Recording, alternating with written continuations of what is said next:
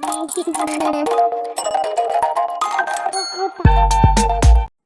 की कहानी छिपकली वाला सूप। सालों पहले की बात है। केरला के एक छोटे से कस्बे में बिज्जू अपनी पत्नी बबली के साथ रहता था। बिज्जू सड़क के किनारे पर सूप का ठेला लगाता था और उसके इस काम में उसकी पत्नी बबली भी उसका हाथ बटाती थी। बबली घर पर ही सूप तैयार करती और बिज्जू रोड के किनारे अपना ठेला लगाकर उसे बेचता था। दिन भर की कमाई शाम को घर आते ही बिज्जू अपनी पत्नी को दे देता था और उन पैसों से बड़ी मुश्किल से ही उनका घर खर्च चल पाता था। लेकिन इसके बावजूद बिज्जू बहुत ही नेक दिल और ईमानदार व्यक्ति था। वो हमेशा जरूरतमंदों की मदद करता था और बिना किसी मिलावट के अच्छी क्वालिटी के सामान से बना हुआ सूप ही बेचता था। वहीं दूसरी तरफ बिज्जू की पत्नी बहुत ही मतलब परस्त थी। वो हमेशा एक एक पैसे का हिसाब रखती। कुछ पैसे तो वो अपनी गुल्लक में जमा कर देती और बचे हुए पैसों से वो अपनी झूठी शान शौकत और मेकअप पर ही खर्च कर देती थी। एक दिन सुबह होते ही बिज्जू अपनी पत्नी से कहने लगा, अरे सुनो बबली, हमारे पास सिर्फ आज के सूप बनाने लायक ही सामान बचा हुआ है। मैं शहर जा रहा हूँ लाला जी की दुकान से सामान खरीदने, क्योंकि गांव की दुकान पर तो सारा लोकल सामान मिलता है। लाओ गुल्लक से कुछ पैसे दे दो। अरे कब तक तुम इस क्वालिटी के चक्कर में महंगे दामों वाले सामान खरीदते रहोगे? और ठेले वालों को तो देखो कैसे मिलावटी सामान सस्ते में खरीदकर मोटे पैसे कमा रहे हैं। कोई क्या कर रहा है मुझे उससे फर्क नहीं पड़ता।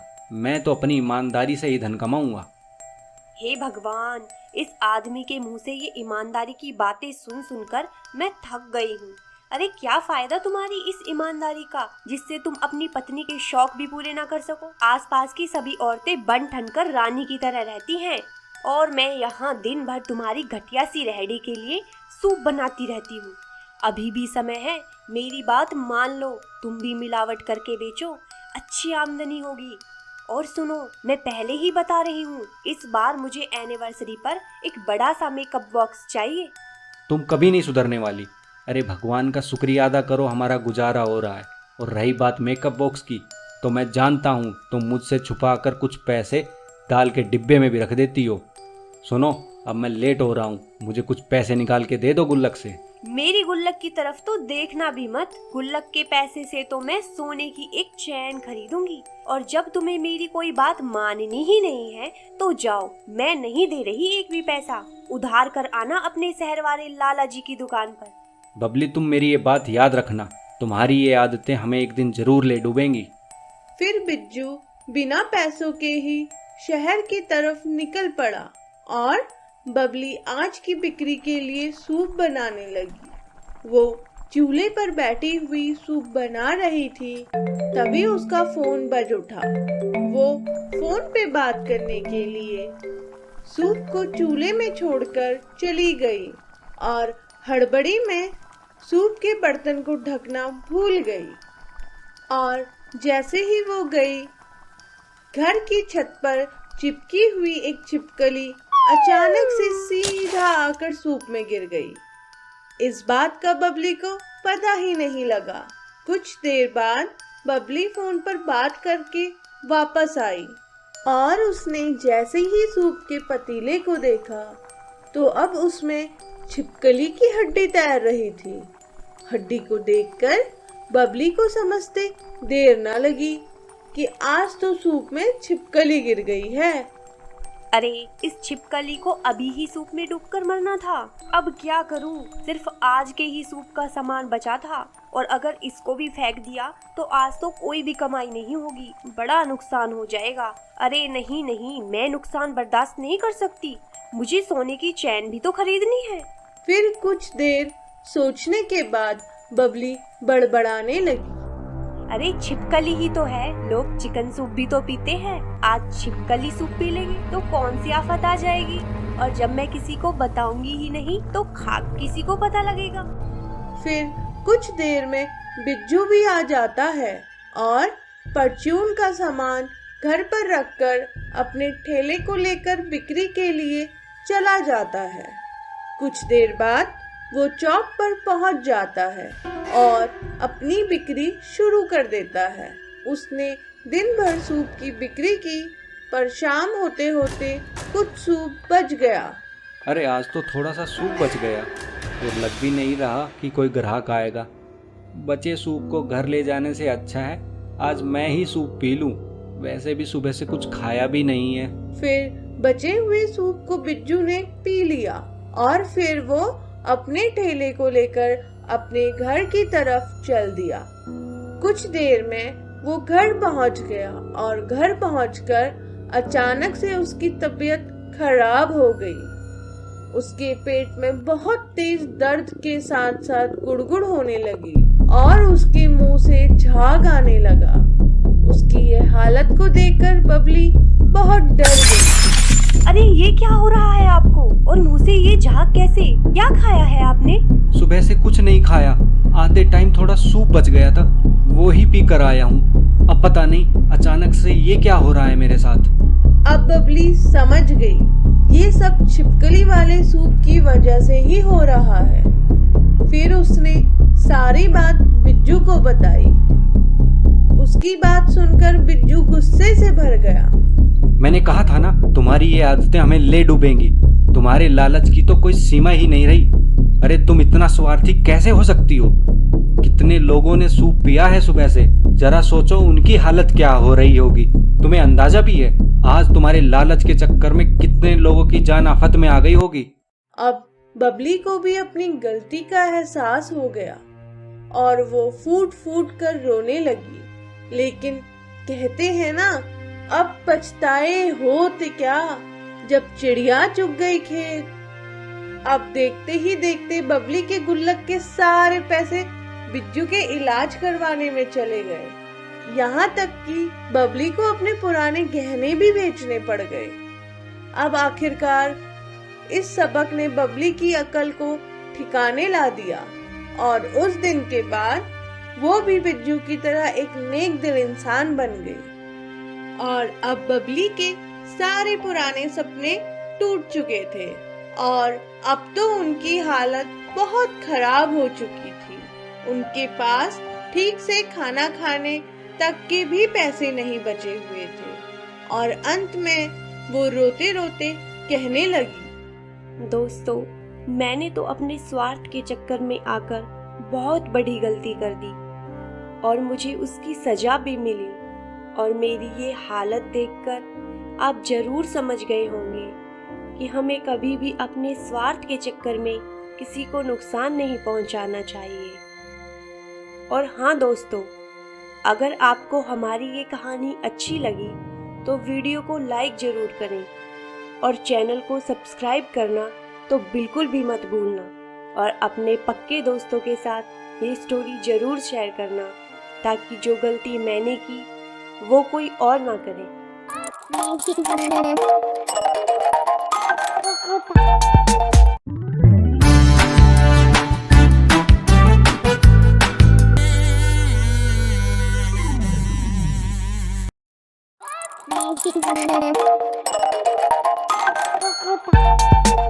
गरीब की दिवाली। सालों पहले की बात है। देवली नाम का एक बहुत सुंदर गांव था। उस गांव के सभी लोग आपस में मिलजुल कर रहते थे। उसी गांव में एक घर मोहन का भी था। मोहन अपने बेटे सोनू और अपनी पत्नी ज्योति के साथ रहता था। मोहन बहुत ही गरीब था। वो दिन भर मजदूरी करके पैसे कमाता और मेहनत से कमाए हुए पैसों से बड़ी ही मुश्किल से उसका घर चल पाता था। बेटा सोनू, तुम मन लगाकर पढ़ाई किया करो। काश मैं भी मेरे पिताजी की बात मानकर ठीक से पढ़ा होता तो आज एक अच्छी नौकरी पर होता। अनपढ़ हूँ तभी तो इतनी मेहनत मजदूरी करनी पड़ती है। एक दिन मोहन काम पर जाने के लिए जैसे ही निकलने वाला था, पापा आज तो दिवाली है, क्या आप आज भी काम पर जाओगे? बेटा भूख तो दिवाली के दिन भी लगती है ना। अब मजदूरी करने नहीं जाऊंगा तो रात में हम सब लोग खाएंगे क्या? पापा पापा कुछ पैसे दे दो ना। पैसे? किस चीज के लिए चाहिए बेटा पैसे? पापा आज दिवाली है, मुझे पटाखे लाने हैं। बेटा गरीब के लिए क्या दिवाली और क्या होली। पेट भर खाना मिल जाए हमें तो वही दिवाली है हमारे लिए। ये कहकर मोहन चला जाता है।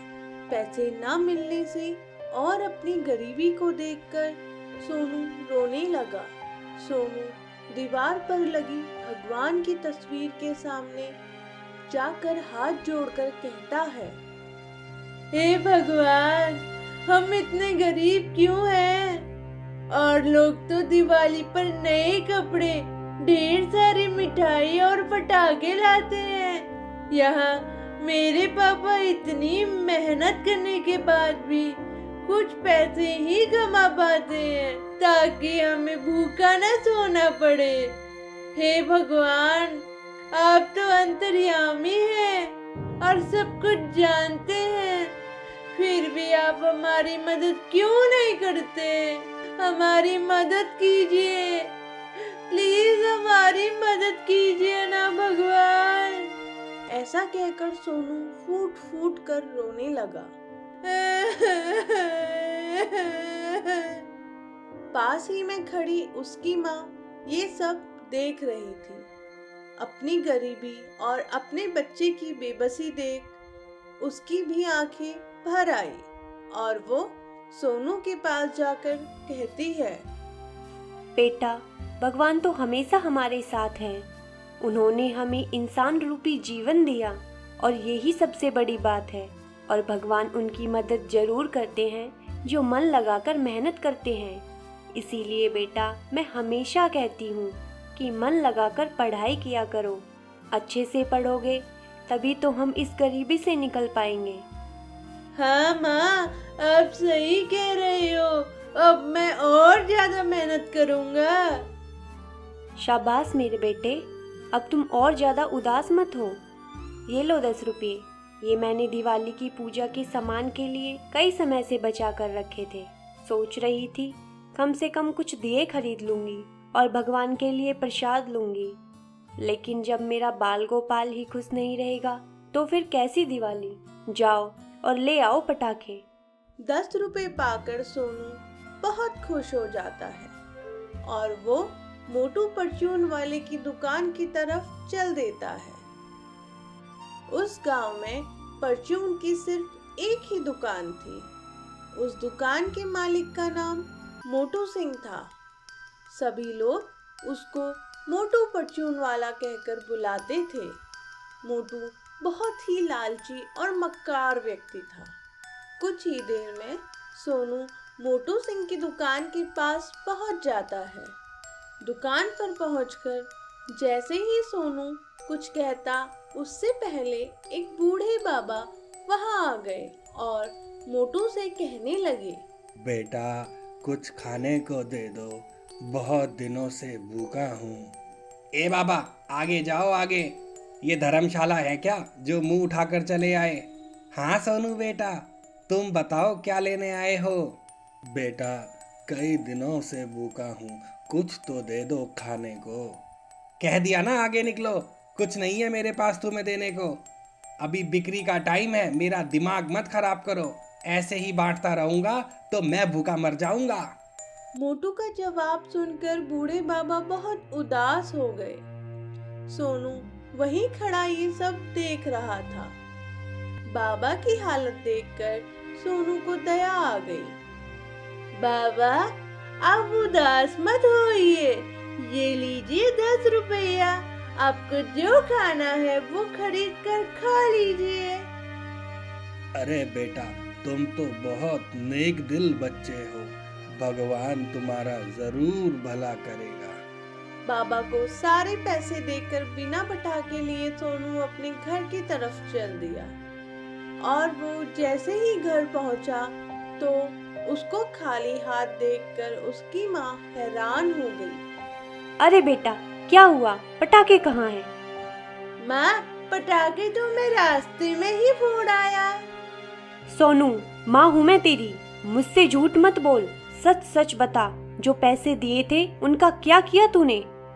फिर सोनू ने सारी बात अपनी माँ को बताई। सोनू की बातें सुनकर उसकी माँ बहुत खुश हो गई। मैं कितनी किस्मत वाली हूँ जो तुम्हारे जैसा लायक बेटा दिया भगवान ने मुझे। तुमने बहुत अच्छा काम किया बेटा, जो भूखे को खाना खिलाया। वहीं दूसरी तरफ मोहन अपने काम से वापस आ रहा था। तभी रास्ते में उसको बूढ़े बाबा मिल गए और वो मोहन से कहने लगे, अरे मोहन, तुम्हारा बेटा सोनू यहाँ खेल रहा था और खेलने के बाद वो घर चला गया, पर अपनी मटकी तो यहीं भूल गया। तुम घर जा रहे हो ना, तो लो ये मटकी लेते जाओ। ठीक है बाबा, लाओ मैं ले जाता हूँ इस मटकी को। आपका बहुत बहुत धन्यवाद। फिर मटकी लेकर मोहन अपने घर की तरफ चल दिया और घर पहुंचकर वो कहने लगा, अरे सोनू बेटा, आज तुम इस मटकी से खेल रहे थे ना, ये मटकी तो तुम वहीं भूल आए। ये तो भला हो उस बाबा का जो उन्होंने मुझे दे दी। मटकी? कौन सी मटकी? मैं तो कोई मटकी के बारे में नहीं जानता पापा। अरे आते समय मुझे एक बाबा मिले थे और वो हम दोनों का नाम भी जानते हैं। उन्होंने ही दी है ये मटकी। बोल रहे थे सोनू भूल गया था यहाँ। चलो कोई नहीं, खोल कर ही देख लेता हूँ ऐसा क्या है इसमें। फिर मोहन ने जैसे ही वो मटकी खोली, मटकी के अंदर का नजारा देखते ही तीनों के तीनों हैरान हो गए। पूरी मटकी सोने के सिक्कों से भरी हुई थी और उसमें एक 10 रुपए का नोट भी था। नोट को देखते ही सोनू सब समझ गया। माँ, ये तो वही 10 रुपया है जो मैंने बाबा को दिए थे। फिर सोनू ने सारी बात अपने पापा को बताई। फिर सोनू की माँ कहने लगी, बेटा, वो कोई और नहीं, वो साक्षात कुबेर भगवान थे। आज उन्होंने तुम्हारी परीक्षा ली थी और जिसमें तुम पास हो गए। इसलिए ही तो कहते हैं, हमें हमेशा भगवान पर विश्वास रखते हुए मेहनत करते रहना चाहिए। अब इतना धन पाकर वो सभी बहुत खुश हो गए और घर के बाहर खड़े कुबेर भगवान भी ये सब देख रहे थे और उन तीनों को खुश देखकर वो भी बहुत प्रसन्न हुए। उस दिन के बाद सोनू और उसके परिवार की गरीबी हमेशा के लिए समाप्त हो गई। आपने देखा ना दोस्तों, कैसे भगवान अपने भक्तों की हमेशा मदद करते हैं। अगर आप भी भगवान के सच्चे भक्त हैं तो वीडियो को लाइक कीजिए, कमेंट सेक्शन में बताइए आप किस भगवान को मानते हैं और हाँ, चैनल को सब्सक्राइब करना तो बिल्कुल मत भूल जाना। और हाँ दोस्तों, दिवाली की आप सभी को बहुत बहुत शुभकामनाएं।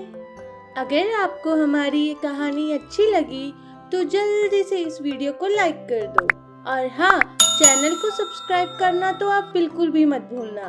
तभी तो रोज आप हमारी अच्छी अच्छी कहानियाँ सुन पाएंगे।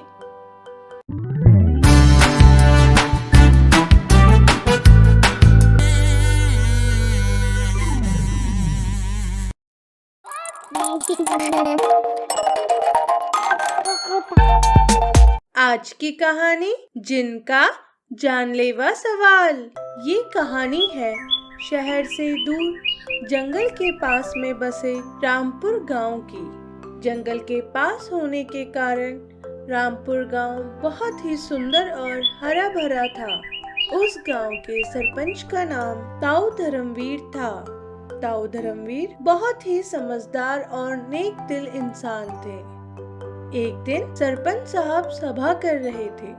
सरपंच साहब, हमारे गांव में सारी सुख सुविधाएं हैं, लेकिन गांव में कोई हॉस्पिटल नहीं है। जब भी कोई बीमार हो जाता है तो हमें उसको शहर लेकर जाना पड़ता है। अगर गांव में एक हॉस्पिटल बन जाता तो बहुत अच्छा हो जाता। हाँ रामलाल, तुम बात तो सही कह रहे हो। मैं आज ही एक चिट्ठी कलेक्टर साहब को लिख देता हूँ। उम्मीद है वो हमारी इस समस्या की तरफ जरूर ध्यान देंगे। और बताओ, किसी की कोई और समस्या है तो? एक बात और सरपंच साहब, मैं पिछले कुछ महीनों से देख रहा हूँ हमारे गांव के लड़कों को पता नहीं क्या ही हो गया है। वो अकेले शहर कमाने के लिए गांव से चले तो जाते हैं, लेकिन वापस लौटकर नहीं आते। ऐसा क्या है इन शहरों में जो वो अपने बूढ़े माँ बाप को भूल ही जाते हैं और वापस मुड़कर भी नहीं आते? रामलाल, शहर की दुनिया हम गांव वालों से बिल्कुल ही अलग है। गांव के लड़के वहां जाकर उस दुनिया में इतना खो जाते हैं कि वो अपने गांव को ही भूल जाते हैं। क्यों सोनू, तुम तो ऐसा नहीं करोगे ना? नहीं ताऊ जी, मैं कभी भी अपने माता पिता को छोड़कर नहीं जाऊंगा। मैं यही गांव में रहकर गांव का विकास करूंगा। वाह, ये हुई ना बात। चलो भाइयों, आज की सभा हम यहीं पर खत्म करते हैं। सोनू रामलाल का बेटा था। सोनू अपने माता पिता का इकलौता लड़का था। एक दिन सोनू रामलाल से कहता है, पापा, मैं जब भी किताब पढ़ता हूँ तो मेरे सर में बहुत तेज दर्द होने लगता है। बेटा, शायद तुम्हारी आंखें कमजोर हो गई हैं। तुम चिंता मत करो, हम आज ही शहर जाकर तुम्हारी आंखों का इलाज करवा लेते हैं। फिर रामलाल अपने बेटे सोनू के साथ पैदल पैदल शहर के लिए बस पकड़ने के लिए चल दिया। दरअसल जब भी रामपुर गांव के लोगों को शहर जाना होता था तो उन्हें जंगल के रास्ते को पैदल पार करके गांव से कुछ दूर मेन सड़क तक जाना पड़ता था। मेन सड़क से ही उनको शहर जाने के लिए बस मिलती थी। रामलाल और सोनू जंगल वाले रास्ते से गुजर ही रहे थे, तभी उनको किसी बच्चे के रोने की आवाज सुनाई दी। आवाज को सुनकर रामलाल जैसे ही इधर उधर देखने लगा, तभी उसकी नजर रास्ते के किनारे वाली गुफा पे पड़ी। पापा, ये आवाज तो उस गुफा से आ रही है। हाँ, आवाज तो वहीं से आ रही है। चलो चलकर देखते हैं कौन बच्चा रो रहा है। रामलाल और सोनू गुफा के अंदर जाते हैं और अंदर जाकर गुफा का नजारा देखकर वो डर जाते हैं। पापा, ये इतने सारे कंकाल और हड्डियां किसकी हैं? बेटा, जरूर से गुफा किसी जंगली जानवर की है। और वो बच्चा कहाँ है? बच्चे की आवाज तो गायब ही हो गई। तभी अचानक से बहुत तेज रोशनी हुई। अरे, किस बच्चे को ढूंढ रहे हो? मैं ही तो हूँ वो रोने वाला बच्चा। आज तुम भी फंस गए मेरे जाल में। और ये हड्डियां तो रास्ते से आने जाने वाले लोगों की हैं। क्यों, पहचाना नहीं क्या अपने गांव के लोगों को जो शहर जाने के लिए यहाँ से गुजरते हैं? और अब कुछ ही देर में तुम्हारी भी हड्डियां शामिल हो जाएंगी इस ढेर में। अरे अरे, ऐसा मत करो, प्लीज हमें जाने दो। अरे, इतना बुरा भी नहीं हूँ मैं तो सिर्फ एक पहेली पूछता हूँ। अगर तुमने उसका जवाब दे दिया तो मैं तुम्हें नहीं खाऊंगा और जाने दूंगा। काश इन बेचारों ने भी जवाब दे दिया होता तो ये भी जिंदा होते। क्या है तुम्हारा सवाल? आज शाम होने से पहले मुझे तुम राख से बनी रस्सी ला कर दो। अगर रस्सी ला दी तो मैं तुम्हारे बेटे को छोड़ दूंगा, और अगर नहीं ला पाए तो तुम्हारे बेटे को भी इन हड्डियों के ढेर में शामिल कर दूंगा। ठीक है, तुम मेरे बच्चे को कुछ मत करना। मैं अभी लेकर आता हूँ राख की रस्सी। ये कहकर रामलाल जल्दी जल्दी में वहां से घर की तरफ चल दिया। अरे कैसा बाप है तेरा रे, जो तुझे बिना सोचे समझे यहाँ फंसा कर भाग गया। अगर राख से रस्सी बनती होती तो ये सब भी जिंदा होते ना। भूख तो बहुत तेज लगी है मुझे, लेकिन वादे के अनुसार तुझे आज शाम को ही खाऊंगा। रामलाल ने घर पहुंचकर खूब हाथ पैर मारे, लेकिन राख की रस्सी नहीं बना पाया। आखिर थक हार कर वो बैठ गया। तभी उसको याद आया कि इस मुसीबत से तो सरपंच साहब ही बाहर निकाल सकते हैं, और वो तुरंत सरपंच के घर गया और सारी बात उनको बता दी। रामलाल तुम चिंता मत करो, हम सोनू को सही सलामत घर लेकर आएंगे। बस तुम एक रस्सी और एक प्लेट ले लो। फिर रामलाल तुरंत घर गया और सारा सामान लेकर ताऊ के साथ गुफा की तरफ चल दिया। गुफा में पहुंचकर ताऊ ने रामलाल से प्लेट लेकर उसमें रस्सी रखी और अपने लाइटर से उसमें आग लगा दी। आग से रस्सी जल गई और प्लेट में राख से बनी रस्सी रह गई। ये लो तुम्हारी राख से बनी रस्सी। अरे ताऊ, आप यहाँ? ये तो सिर्फ आप ही कर सकते थे। पहले भी तो आपने मुझे 2 बार सबक सिखाया है। ताऊ, आपकी बुद्धिमानी से तो मैं पहले से ही परिचित हूँ। मुझे माफ कर दो ताऊ, आज के बाद इस गांव के आसपास भी नहीं दिखूंगा। फिर जिन वहाँ से चला गया। ताऊ जी, आपने ये कैसे किया? मुझे भी सिखाओ ना। इतनी बड़ी बड़ी मुसीबतों का समाधान आप चुटकियों में कैसे कर देते हैं? अरे सोनू, अगर तुमने मेरे चैनल को सब्सक्राइब करके और मेरी सारी कहानियाँ देखी होती तो तुम भी ये कर सकते थे। अभी घर जाकर मेरी सारी वीडियो देखना, तुम्हें बहुत सारी ज्ञान की बातें सीखने को मिलेंगी। और दोस्तों, आप भी, हाँ, आप ही जो मेरी वीडियो को यहाँ तक देख रहे हैं, आप भी चैनल को सब्सक्राइब कर लो ताकि आप भी नई नई कहानियाँ देख सको। अगर आपको हमारी ये कहानी अच्छी लगी तो जल्दी से इस वीडियो को लाइक कर दो, और हाँ, चैनल को सब्सक्राइब करना तो आप बिल्कुल भी मत भूलना। तभी तो रोज आप हमारी अच्छी अच्छी कहानियाँ सुन पाएंगे।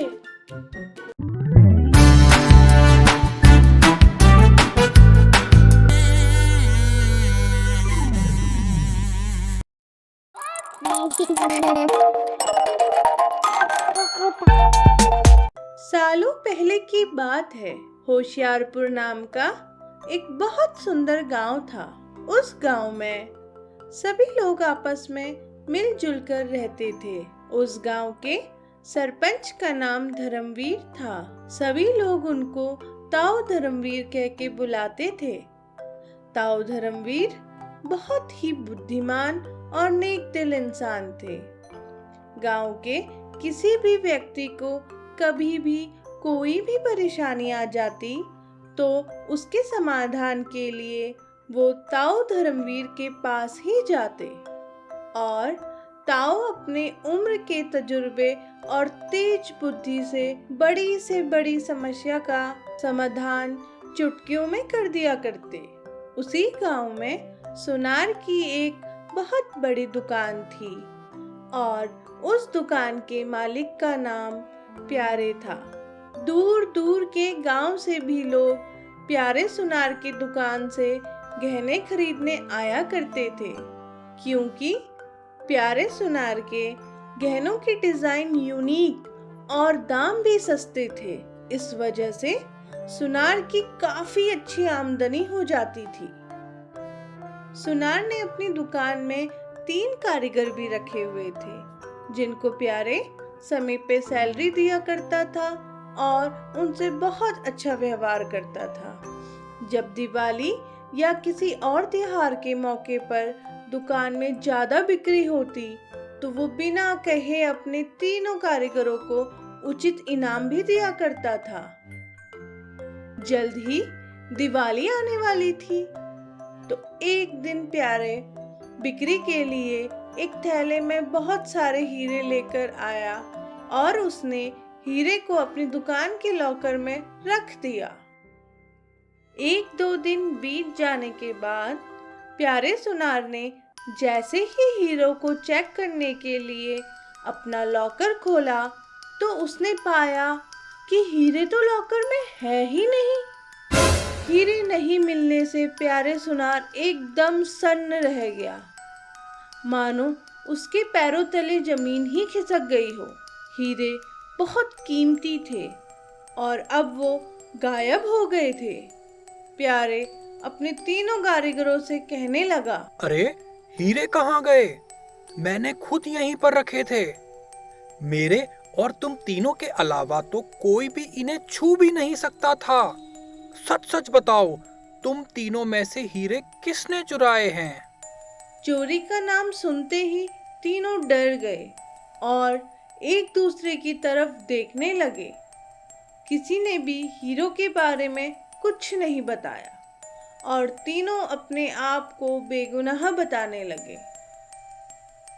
कारीगरों से सही जवाब नहीं मिलने से प्यारे बहुत ही दुखी हो गया और तुरंत वो सभी को लेकर सरपंच ताऊ धर्मवीर के घर की तरफ चल दिया। सरपंच के पास जाकर उसने सारी बातें बता दी। प्यारे की बात सुनकर सरपंच ने एक तरकीब लगाई और कुछ देर बाद उसने सभी कारीगरों को एक एक करके कमरे में बुलाया और उनको सभी को एक एक छड़ी दी और छड़ी देकर उनको समझाया कि देखो भाई, एक जादुई छड़ी है और आज के लिए इसको अपने पास रखना तुम लोग, और कल लाकर मुझे वापस कर देना। जिसने भी चोरी की होगी उसकी छड़ी 1 इंच बढ़ जाएगी। फिर तीनों कारीगर छड़ी लेकर वहां से चले गए। तीनों कारीगरों में एक कारीगर जिसका नाम कल्लू था, दरअसल असली चोर तो वही था। उसने सोचा ऐसे तो मैं पकड़ा जाऊंगा। उसने पकड़े जाने से बचने के लिए छड़ी को 1 इंच काट दिया। उसको लगा कि अब छड़ी जैसी थी वैसी ही रहेगी और अगले दिन सभी छड़ी लेकर ताऊ धर्मवीर के पास गए। ताऊ ने सभी की छड़ी ली और देखा कि कल्लू की छड़ी बाकी छड़ी से छोटी है।